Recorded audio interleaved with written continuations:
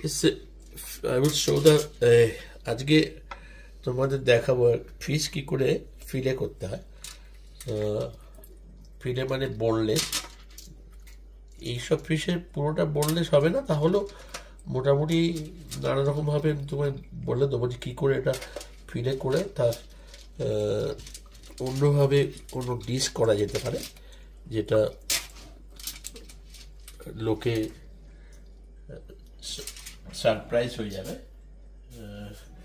প্রথমে তো ফিশটা আমি এখন ভেতরে গার্ডগুলো নাড়িভুড়িগুলো বের করার চেষ্টা করছি।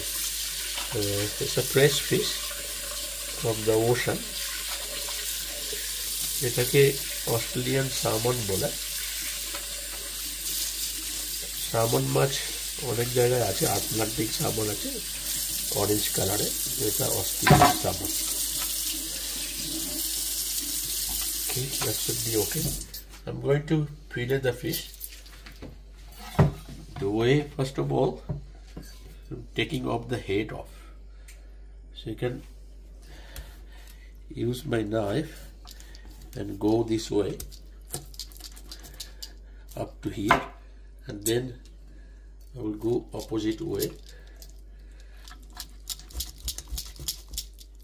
up to here.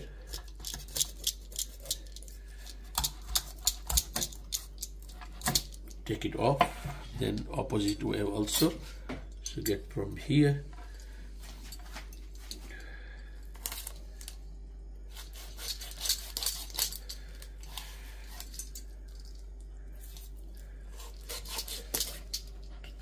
yes, হেডটা অফ করে নিতে চাইছি, তাহলে জিনিসটা একটু ব্যালেন্স থাকবে। হেডটাকে যদি অফ করে একটু টেনে নাও, তাহলে ইউজুয়ালি নাড়িবুড়িগুলো এমনিতেই বেরিয়ে আসবে। একটা আলাদা করে রাখলাম। এবার মাছটা মোটামুটি চপিং বোর্ডের ওপরে মাছটা এখন দেখতে পারবে যে এখন মোটামুটি সারফেসটা প্লেন আছে। সো এইখান থেকে প্রথমে এই যে বোনটা আছে, বোনের এখান থেকে যেতে হবে।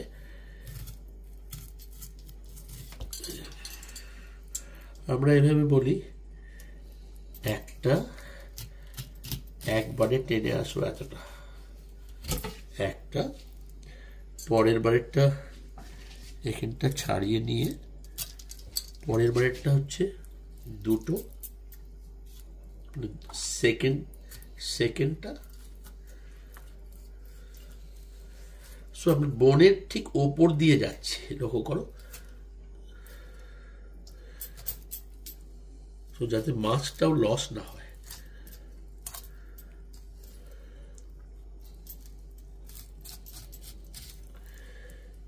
এইখান থেকে যেখানে গেলে তখন এটা আমি এভাবে বের করে দিচ্ছি। এবার বের করলে ভালো করে লক্ষ্য করো, মাছের কিন্তু মাছটা লস হলো না, তো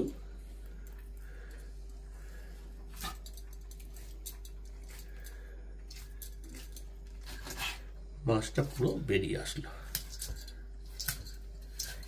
এই হচ্ছে বোনগুলো দেখতে পাচ্ছ, বোনের ওপর দিয়ে আমি কেটে বের করে দিলাম। সো এটা একটা ফিলে হয়ে গেল। ওকে, নাও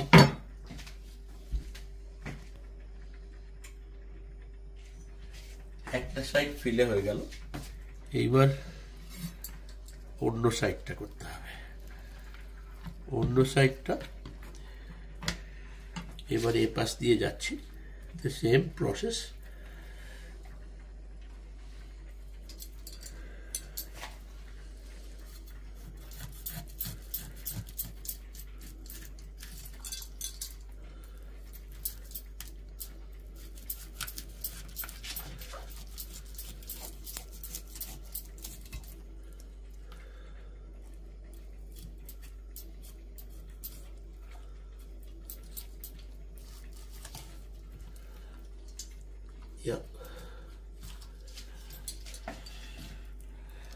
এখানে একটুখানি যদি নাইফের ঠিক মতো না মুভমেন্ট হয়, তাহলে মাছটা একটু লস হতে পারে এর সঙ্গে। বোনের সাথে, যেটা খেয়াল রাখতে হবে।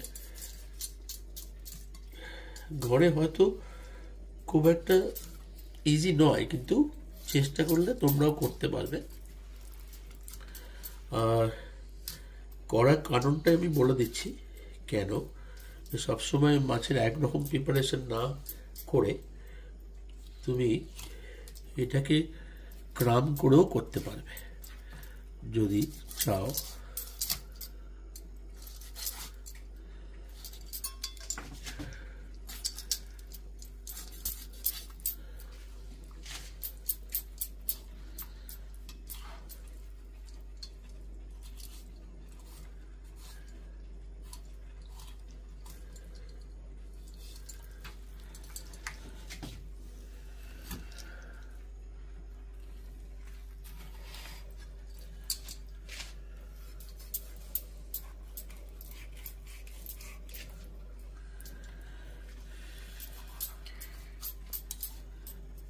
তো শেফ হ্যাঁ, এটাতে কি কি আমরা করতে পারবো? এটাতে আমরা এটা যদি ফিলেট করে নেওয়া যায় তাহলে সুবিধা হবে কি, তাহলে এই প্রথমে তো বলবে বোনটা কি হবে।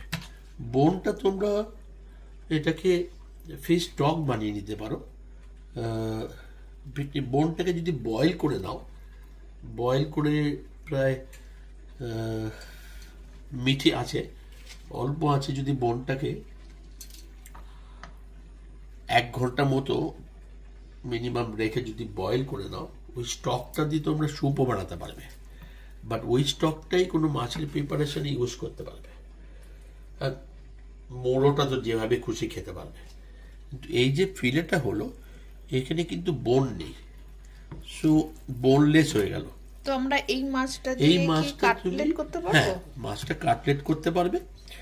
তাছাড়া মাছটা যদি তুমি কাটলেট করো, তাহলে এই মাছটাকে করতে হবে কি, যদি কাঁচা রাখো তাহলে একটুখানি কাঁটা এখানে একটু আছে, বের করে দিচ্ছি আমি। এটা কাঁটাটা অল্প কাঁটা এখানে আছে, যদি এটা বের করতে চাও এখান দিয়ে কাঁটাগুলোকে বের করতে হবে। কিন্তু যদি সব থেকে ভালো হয় যদি এটাকে একটুখানি অল্প জল দিয়ে একটু ব্লাঞ্চ করে নাও। ব্লাঞ্চ মানে পুরোটা কুক করবে না, তাহলে কি হবে, এবার যদি অল্প ব্লাঞ্চ করে নাও, কাঁটা এখানে বোধহয় 4-5টা কাঁটা হবে, এই 4-5টা কাঁটাকে তুমি বের করে নিতে পারবে। বের করে নিলে আমি দেখিয়ে দিচ্ছি। এটা কি মাছ? এটা অস্ট্রেলিয়ান সামন বলা হয়, সামুদ্রিক মাছ, খেতে ভালো মোটামুটি। নিশ্চয়ই আমাদের তোমরা রুই মাছ, মৃগেল মাছেও করতে, রুই মাছ আর কাতলা মাছেও করতে পারো। এইখানে দেখতে পাচ্ছ কয়েকটা বোন হয়তো আছে, খুব অল্প, এতে কিছু সেরকম কিছু প্রবলেম হয় না। এটাকে যদি ব্লাঞ্চ করে নাও তাহলে ব্লাঞ্চ করে, নইলে কাঁচাও করতে পারো। এগ একটু দুধ দিয়ে ফাটিয়ে নিয়ে এগের মধ্যে দিলে, আগে একটু ফ্লাওয়ারে দিলে, তারপরে এগের মধ্যে দিলে, এবার ব্রেড ক্রাম নেবে, ব্রেড ক্রামের মধ্যে দেবে, ব্রেড ক্রাম দিয়ে তারপরে ডাইরেক্ট ফ্রাই করো, আর কিচ্ছু না, এই কুক হতে সময় লাগবে না। আচ্ছা, আমরা কি দেখতে পারবো পরের কোনো?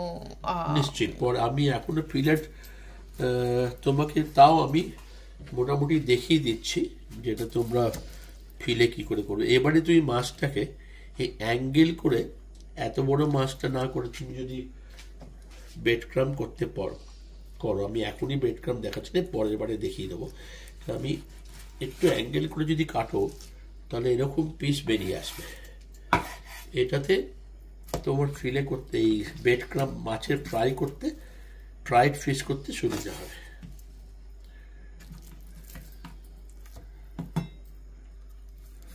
কি হলো, এতে একটু পাতলা হয়ে গেল, অত মোটা থাকলো না, আর একটু কয়েকটা পিস হয়ে গেল। তো অত বড় বড় পিস না হলে এরকম পিসগুলো তুমি করতে পারবে। আর একটা জিনিস দেখিয়ে দিচ্ছি, যেটা স্পেশাল কোনো অকেশনে আমরা করতেই পারি। হ্যাঁ, আর একটা জিনিস দেখিয়ে দিচ্ছি যেটা আরো ভালো, যেটা যদি করতে চাও, সেটা হচ্ছে এর থেকে তুমি স্কিনটাকেও আলাদা করে নিতে পারো। স্কিনটাকে কি করে আলাদা করতে হয়, এইখান থেকে নাইফটাকে ধরে একটু কায়দা করে আস্তে করে এটাকে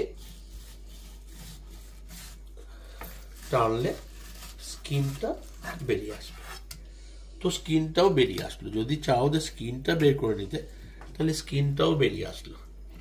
তাতে ব্রেড ক্রাম যেটা বললাম ফিশ ফ্রাই, তা তো অনেক সুবিধা হয়ে যাবে।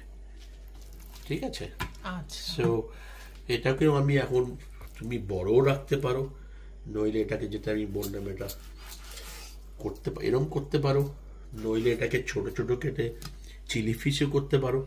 ওয়াও চিলি ফিশ আমি পরের বারে দেখিয়ে দেবো। তো চিলি ফিশ যদি দেখো কোনো জায়গায় একটু মোটা লাগছে, তো এটাকে আমরা কি করি, একটু বাটারফ্লাই করে দিই যাতে একটু পাতলা হয়ে যায়। কি সুন্দর দেখাচ্ছে।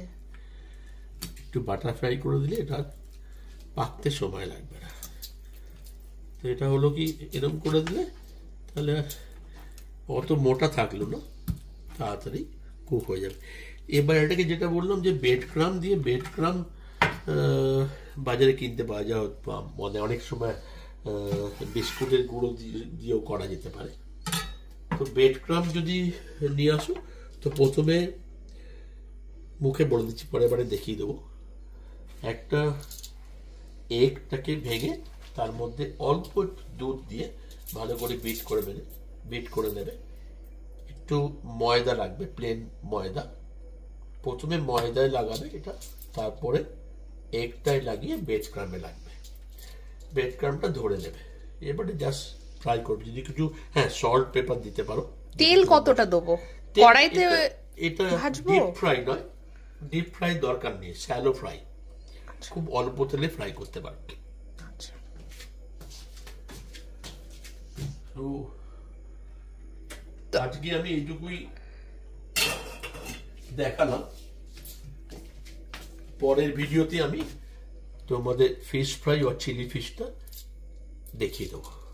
Thank you chef. Watching, and if you like, please share and subscribe, and also let me know if you need any other dishes I can show you. Thank you.